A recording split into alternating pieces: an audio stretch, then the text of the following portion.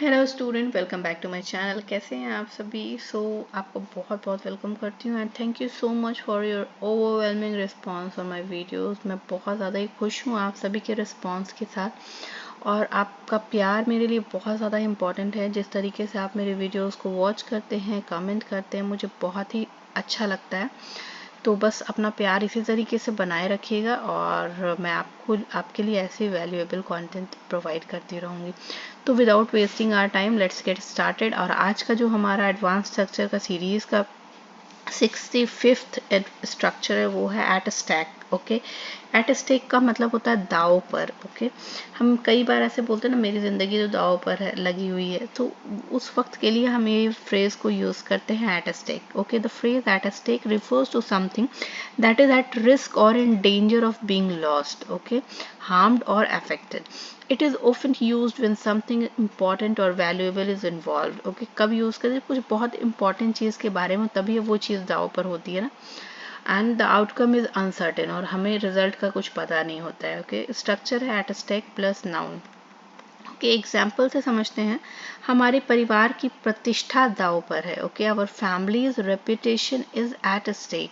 तो रेपुटेशन बहुत बड़ी चीज़ होती है। रेपुटेशन कोई छोटी मोटी मामूली सी चीज़ नहीं है। तो हम जब किसी बड़ी चीज़ के बारे में बात करते हैं ना, और वो चीज़ दाव पर हो, उस चीज़ को रिस्क में हो, डेंजर में हो, तो हम यूज़ कर सकते हैं एट स्टेक। ओके, नेक्स्ट हमारा सेंटेंस है, इस परियोजना के सफल होने या ना होने पर बहुत कुछ दाव पर है। Okay, a lot is at stake in whether this project succeeds or fail. Okay, next हमारा जो सेंटेंस है, उसके द्वारा दिए गए फैसले में दाव पर उनका भविष्य है। Okay, their future is at stake in the decision they make. Next जो हमारा सेंटेंस है, इस खेल में उनकी मेहनत और समय दाव पर है। Their hard work and time are at stake in this game. चुनाव परिणामों के साथ हमारे देश का भविष्य दाव पर है। The future of our country is at stake with the election result. Okay, so इस एट स्टेक का मतलब आपको समझ में आ चुका होगा। नेक्स्ट जो हमारा स्ट्रक्चर है वो है if God wills. If God wills जो है वो बहुत ही कॉमन फ्रेज है और हम हमेशा यूज़ करते हैं कि अगर भगवान की इच्छा होगी या भगवान ने चाहा।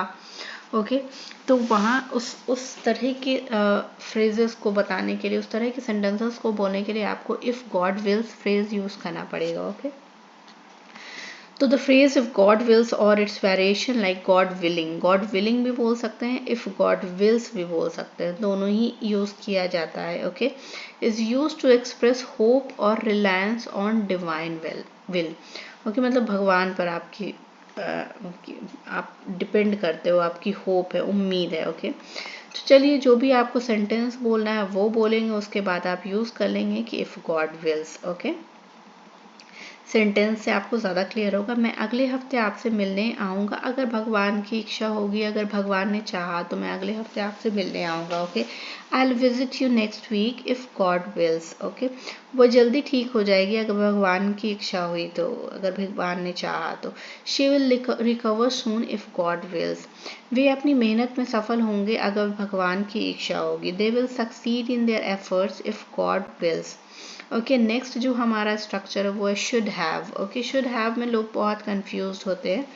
शुड और शुड हैव में मैं उसके भी एक अलग से सेपरेट वीडियो बना दूंगी, बट अभी जो मैं आपको शुड हैव का बता देती हूँ।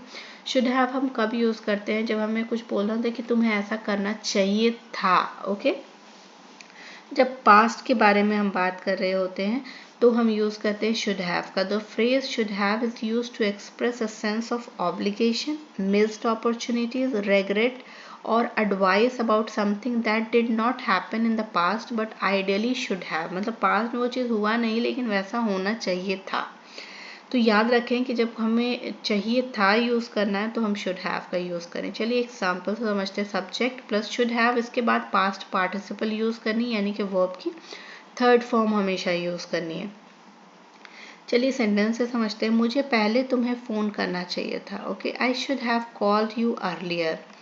हमें उस अवसर का लाभ उठाना चाहिए था। We should have taken advantage of that opportunity. उसे अपनी गलती स्वीकार कर लेनी चाहिए थी। She should have admitted her mistake. तुम्हें उसे ऐसे बोलने से रोकना चाहिए था। You should have stopped him from saying that. उन्हें समय पर यहाँ पहुँच जाना चाहिए था। They should have arrived here on time. तो आई होप दोस्तों कि ये जो 3 स्ट्रक्चर आज मैंने आपको शेयर किए ये आप पे काफ़ी ज़्यादा काम आने वाले हैं। तो प्लीज़ वीडियो को लाइक करिए, शेयर करिए, सब्सक्राइब करिए चैनल को, और जितना हो सके सेंटेंस बनाइए, ओके। और स्पीकिंग में इसको लाइए। जब तक आप इसे स्पीकिंग में नहीं लाएंगे तब तक आप नहीं सीख पाएंगे। And this is my word, you just take my word. Okay, so I'm going to end this video. Bye bye, take care, thank you for watching, bye bye.